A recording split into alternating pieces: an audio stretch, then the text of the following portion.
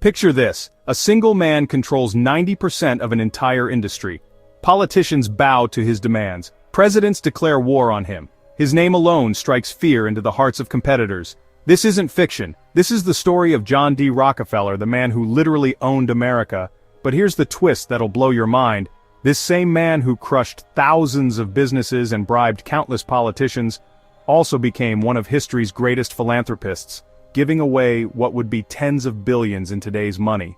How does someone go from sleeping hungry in a crumbling farmhouse to becoming the world's first billionaire? How do you build an empire so powerful that it takes the entire US government to bring you down? And most shocking of all, why did destroying his empire make him even richer? This is the incredible true story of America's most controversial tycoon. Buckle up, because what you're about to discover will change how you think about power, money, and the American dream forever. Our story begins in 1839 with a baby born into crushing poverty. John Davison Rockefeller entered the world in a tiny farming town where his family could barely afford food.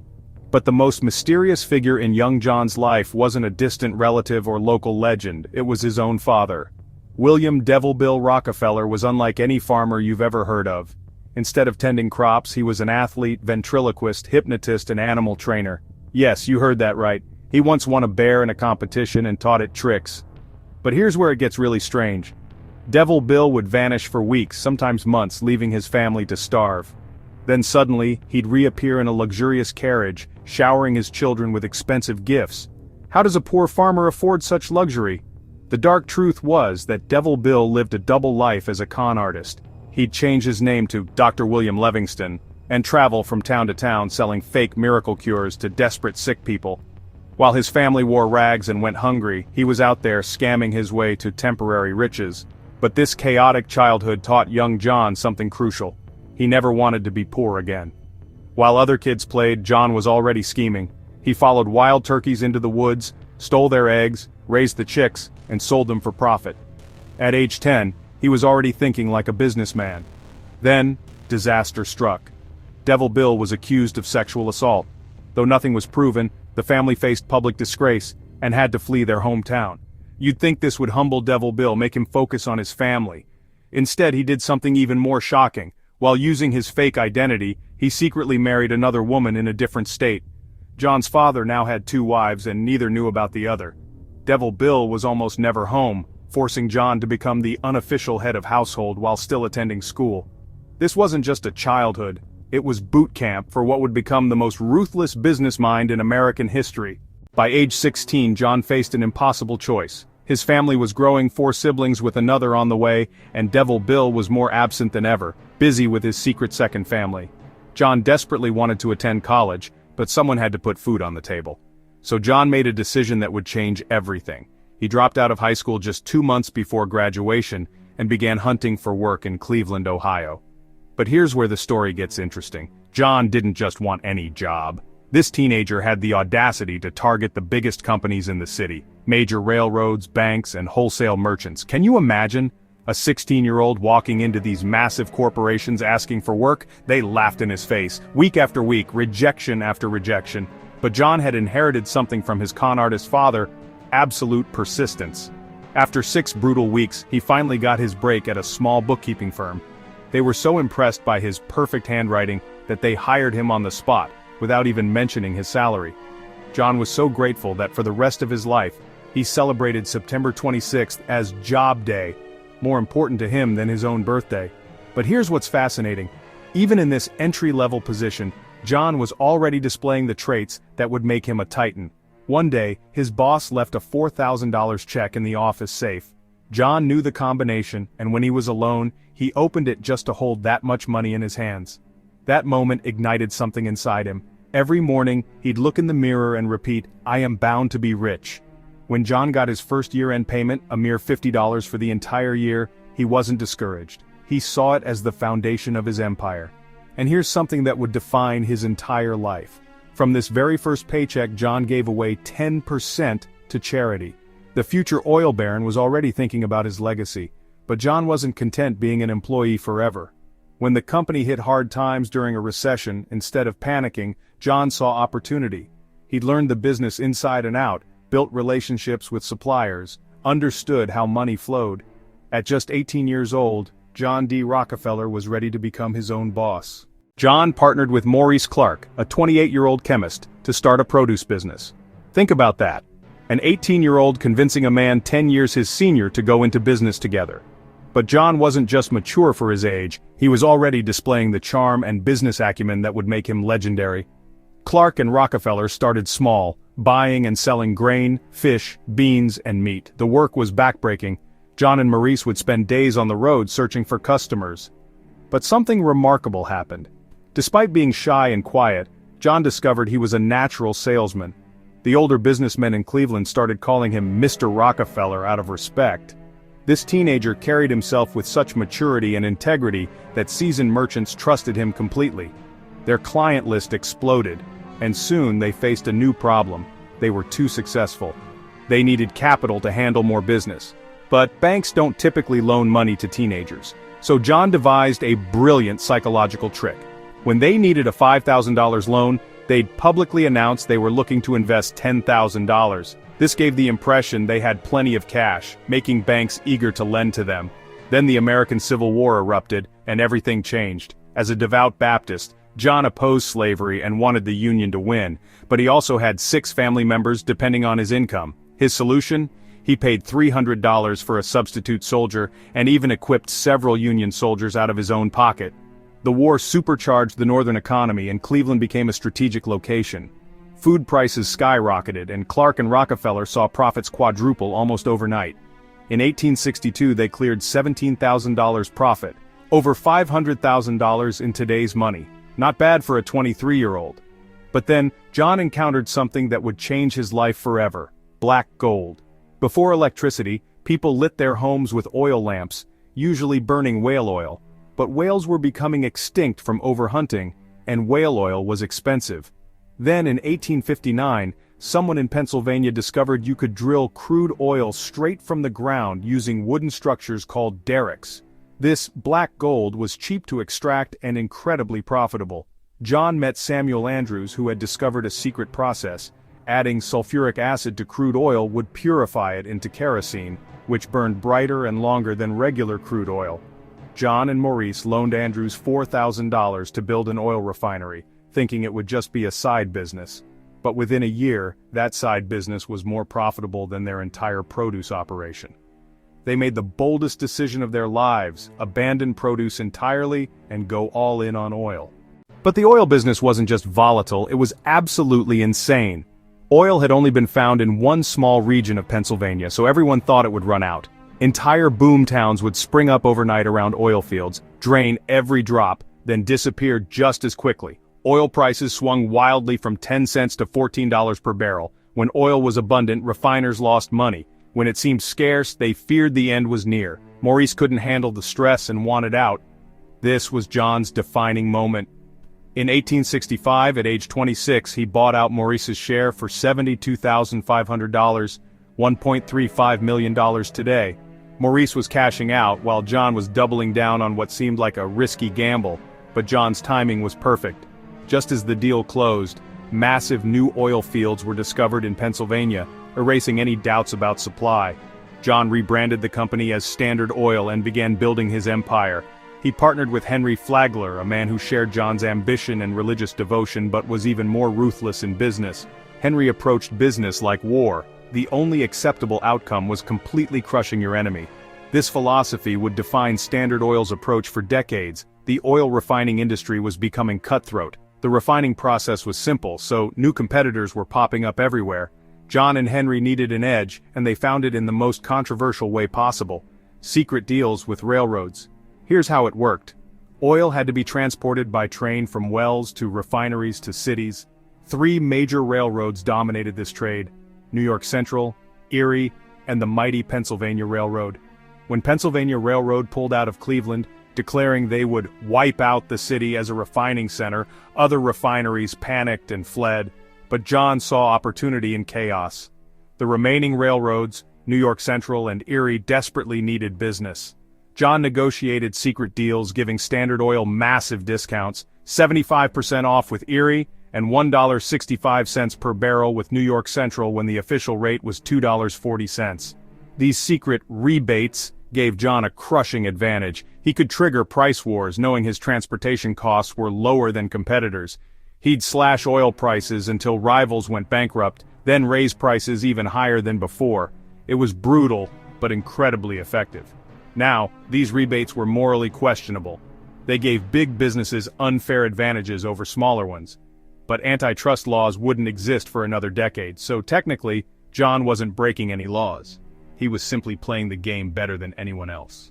By 1872, John controlled Cleveland's refining, but oil prices had crashed another 25%.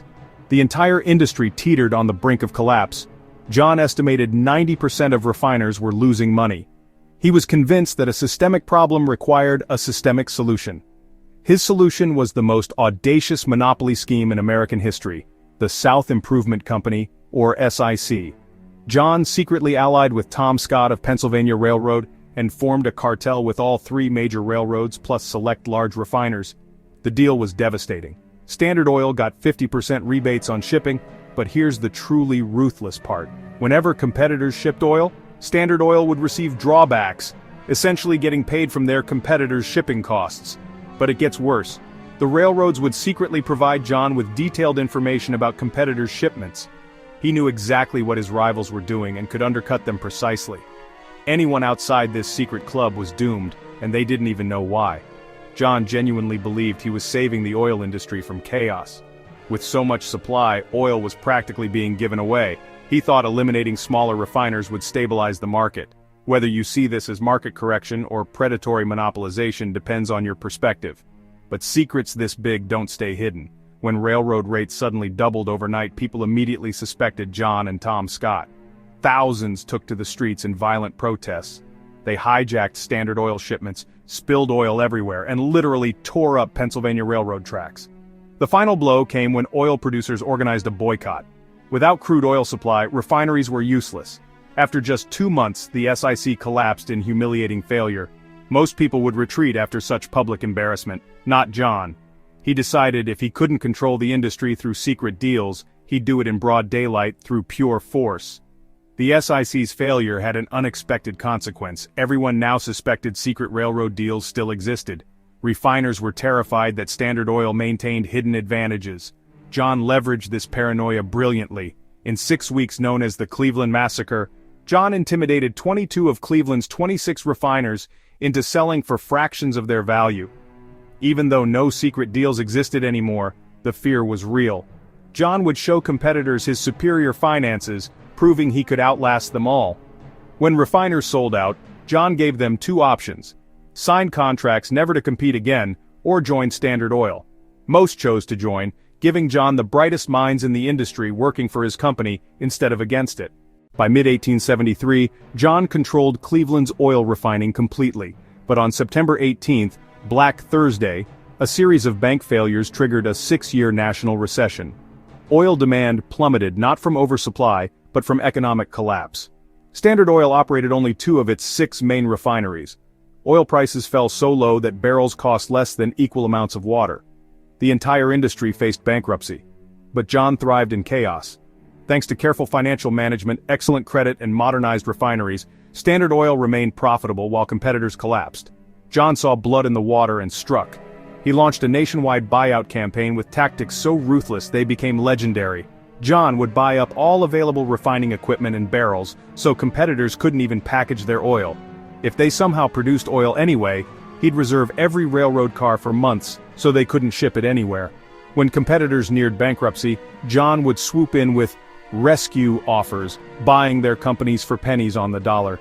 Anyone who refused was systematically crushed through economic pressure. By the time the economy recovered, Standard Oil controlled over half of Pittsburgh's refining capacity, dominated Philadelphia, and secured major positions in New York. John built a vast pipeline network that earned Standard Oil its nickname, the Octopus. Its tentacles stretched across the eastern United States, bringing crude oil into refineries and pumping refined oil to major cities. The pipelines reduced transportation costs and dependence on railroads, further strengthening John's competitive advantages. Despite being only in his 30s, John D. Rockefeller had become the undisputed king of oil refining and one of America's wealthiest men. But his predatory practices had created a dangerous enemy list.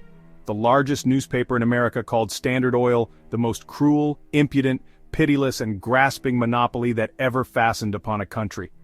John's empire was growing, but so was the opposition. The railroads had profited enormously from transporting oil, but John's pipeline network was making them obsolete. Tom Scott of Pennsylvania Railroad decided to fight back by building his own pipelines and oil refineries, directly challenging John's empire. John interpreted this as a declaration of war and launched an all-out assault on America's most powerful transportation company. First, he canceled all business with Pennsylvania Railroad, redirecting massive oil shipments to competitors. Then he triggered industry-wide price wars, reducing everyone's profit margins and shipping volumes. Finally, John convinced other railroads to slash their rates dramatically, ensuring Pennsylvania Railroad lost even more business. The strategy worked devastatingly well. Pennsylvania Railroad had to pay refiners to use their services, laid off hundreds of employees, and cut remaining workers' salaries by 20%. But John's attack had unintended consequences. Other railroads like B&O made similar cuts, triggering one of America's most violent labor strikes. Dozens died in the chaos, and in Pittsburgh alone, protesters destroyed 500 freight cars, 120 locomotives, and 27 buildings.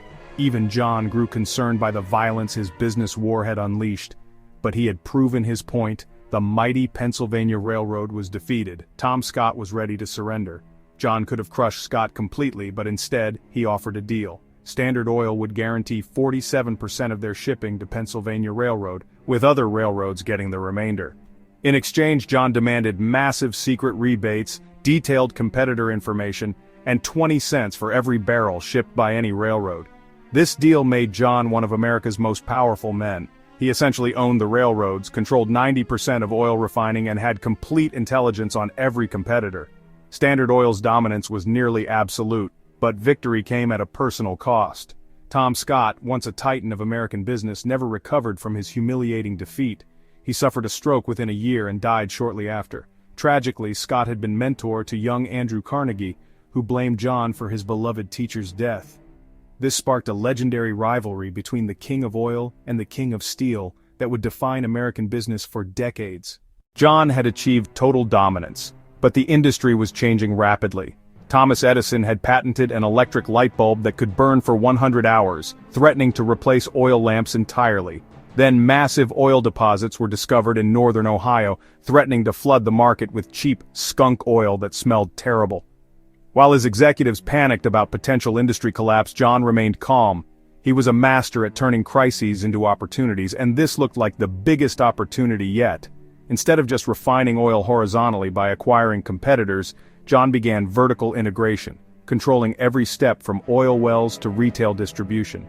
He bought land in Ohio, built hundreds of drilling derricks, and laid new pipelines.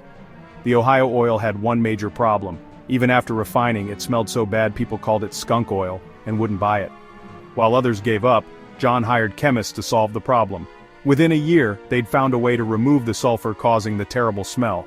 Standard Oil was now the only company selling this cheaper, purified oil, giving John a massive advantage when oil began breaking out in Oklahoma, Texas, Kansas, and California.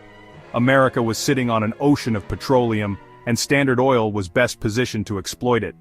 Perfect timing struck again. Automobiles were replacing horse carriages, and gasoline, previously a waste product from kerosene refining, suddenly became valuable. Standard Oil transformed trash into treasure.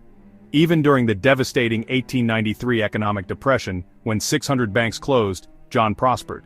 His fortune grew larger than ever, but his investment portfolio outside oil was terrible. Recognizing his limitations, John hired Frederick Gates, a Baptist minister, to manage his investments. The choice seemed bizarre, a priest managing a tycoon's fortune, but Frederick proved to be a business genius. When asked later who the greatest businessman he'd ever met was, John pointed to Frederick without hesitation. Frederick taught John's son, John Jr., about investing and negotiation. Together they transformed John's laughable portfolio into a wealth multiplication machine. Their most critical investment was Minnesota's Mesabi mountain range, containing a 120-mile vein of the highest quality iron ore in North America. When Andrew Carnegie heard about John's iron ore acquisition, he feared his oil rival was invading the steel industry. Carnegie was right. John had been planning this for years. What started as a personal rivalry over wealth was becoming open warfare in Carnegie's territory. John wasn't content dominating oil, he wanted steel too. John's team began mining operations and undercut Carnegie by selling high-quality ore to his competitors at dirt-cheap prices. Rumors spread that John planned to build a massive steel mill, directly challenging Carnegie's empire. Carnegie had a decades-long head start in steel, but faced two major problems. John's iron ore was more plentiful and higher quality than Carnegie's supplies, and Carnegie had foolishly assumed iron would always be cheap and available. His supply was running out just as John's was ramping up. Desperate to save his business, Carnegie approached John for a deal. The negotiations resulted in a mutually beneficial agreement. Carnegie would buy at least 600,000 tons of ore annually from John's mines, and transport it exclusively through John's railroads, receiving secret rebates for the guaranteed business. In exchange, Carnegie promised never to buy land near the Massacre range, and John agreed never to build steel mills. Both former rivals would profit hugely while crushing their competitors. The partnership made headlines and drove Wall Street into a frenzy, but one man had bigger imagination than simply investing in both companies separately: J.P. Morgan. Morgan realized that uniting John's iron mines with Carnegie's steel mills under one company could create the most valuable corporation in history, U.S. Steel. When Morgan asked John about selling the Massacre mines, John surprised him by saying Morgan should negotiate with his 27-year-old son, John Jr. Morgan assumed he was dealing with a rookie, but when Morgan bluntly asked, "What's your price?" Jr. calmly responded, "Mr. Morgan, I think there must be some mistake. I did not come here to sell. I understood you wished to buy." Jr. insisted Morgan set the price, giving the younger Rockefeller complete negotiating power. Morgan was so shocked he had to leave his own office to reconsider his strategy. Eventually, Morgan offered $88.5 million in U.S. Steel stock for total ownership of the Massacre mines, over $3.1 billion in today's money. When Morgan later bought Carnegie's entire business and incorporated it into U.S. Steel, it became the world's first billion-dollar corporation. John now owned a huge chunk of that company, and his U.S. Steel stock appreciated to over $200 million. Combined with Standard Oil's growth from the automobile boom and Frederick's investment management, John's wealth reached unimaginable levels. Finally ready to retire, John stepped back from business completely. But he made a crucial mistake, never publicly announcing his retirement. The public still associated him personally with Standard Oil's actions, setting the stage for the biggest scandal of his career. Even in retirement, John owned about 30% of Standard Oil stock. The automobile industry's explosive growth made him wealthier in retirement than when he was working. But Standard Oil's brutal reputation made it a perfect target for ambitious politicians. President Theodore Roosevelt saw an opportunity. Public opinion of John and Standard Oil had shifted from dislike to passionate hatred, largely thanks to journalist Ida Tarbell. Her father had been one of the refiners bankrupted by John's ruthless tactics decades earlier, and her father's business partner had committed suicide after being destroyed. Tarbell published monthly articles exposing Standard Oil's dark history, with John as the villain. She broke through his wall of secrecy, revealing the backroom railroad deals, intimidation tactics, and political bribes. The series even exposed John's father's history of scams and secret second marriage, taking a heavy emotional toll on John's family. John never responded to Tarbell's attacks, which only angered the public more. He went from being a mysterious private figure to the national embodiment of corruption and greed.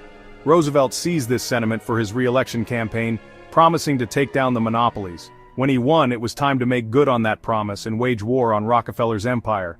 The government launched the largest lawsuit in history against Standard Oil, with over 1,000 exhibits, 444 witnesses, and 12,000 pages of evidence.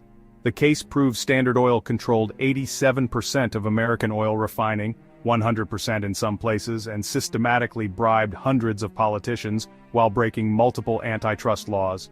On May 15, 1911, after being found guilty, Standard Oil was ordered to dissolve and split into 34 separate companies. After 41 years, John's empire had been dealt what seemed like a fatal blow. John's enemies like Ida Tarbell and President Roosevelt celebrated. But what they didn't expect was that dissolving Standard Oil would be the most profitable event in John's career. The breakup was actually perfectly timed. Independent refiners were finding footing in new markets faster than Standard could absorb them, International competition was emerging, and gasoline had surpassed kerosene as the primary product focus. Since John owned about a quarter of Standard Oil, he received stock in all 34 new companies. When they went public, investors nearly tripled the value of his shares. The man who'd been destroyed by the government became even richer. By the end of 1911, the same year Standard Oil was dissolved, John was approaching billionaire status. Andrew Carnegie was left far behind in the race for world's richest man. Now the world's wealthiest man, John decided to dedicate his remaining years to philanthropy. Despite being over 70, he approached charity work with the same energy and discipline he'd brought to business. John had always said he was a soldier of God, sent to earth and given money for the benefit of mankind. And this wasn't just rhetoric. From his very first paycheck, John had given away at least 10% of his income. Even when critics claimed his donations were just image rehabilitation, John continued giving away massive amounts anonymously. He wanted his philanthropy to be as efficient and impactful as his business empire had been. In 1913, John established the Rockefeller Foundation with Frederick Gates and John Jr. managing operations. By then, John had personally given away almost $150 million and would eventually donate a total of $540 million. Frederick and Jr. gave away an additional $537 million through the foundation, and Jr. personally donated another $540 million of his inherited wealth. In its over 100-year history, the Rockefeller Foundation has given away tens of billions of dollars and continues making donations today. The foundation focused on medicine and education, making meaningful contributions to society. John's medical donations helped spur scientific innovations that saved hundreds of thousands of lives from diseases like hookworm, malaria, and meningitis. His educational investments helped save the southern United States from poverty and built hundreds of schools worldwide, including two of the world's most prestigious research institutions. This legacy raises fascinating moral questions about Rockefeller's life. As one biographer wrote, "What makes him so problematic is that his good side was every bit as good as his bad side was bad." There were essentially two John D. Rockefellers, the charitable, dutiful philanthropist, and the corrupt, ruthless monopolist. Both sides were equally real and impactful. John D. Rockefeller died in 1937 at age 97, having lived through the transformation of America from an agricultural nation to an industrial superpower. His son said, "There was only ever one John D. Rockefeller," acknowledging that despite his father's contradictions, he was utterly unique in history. Think about this incredible journey. A boy who went hungry in a crumbling farmhouse became the world's first billionaire. A man who crushed thousands of competitors also gave away more money than anyone before him. An empire that took 41 years to build was destroyed by the government, only to make its creator even wealthier. Rockefeller's story reveals the complexity of American capitalism itself. He operated in an era with few rules, using tactics that would be illegal today, yet he also demonstrated how individual ambition and intelligence could create unprecedented wealth and, ultimately, unprecedented philanthropy. Whether you see him as a hero or villain, John D. Rockefeller fundamentally shaped the America we know today. His business practices led to antitrust laws that still govern commerce. His philanthropic foundations pioneered modern charitable giving. His industrial innovations helped create the oil-based economy that powered the 20th century.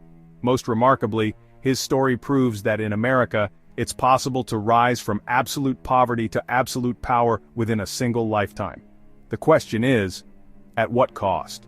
John D. Rockefeller remains one of history's most fascinating and controversial figures, a man who embodied both the best and worst of human ambition. And perhaps that's exactly what makes his story so timelessly compelling. The boy who once stole turkey eggs to help feed his family became the man who fed the world's hunger for progress itself. There was indeed only ever one John D. Rockefeller.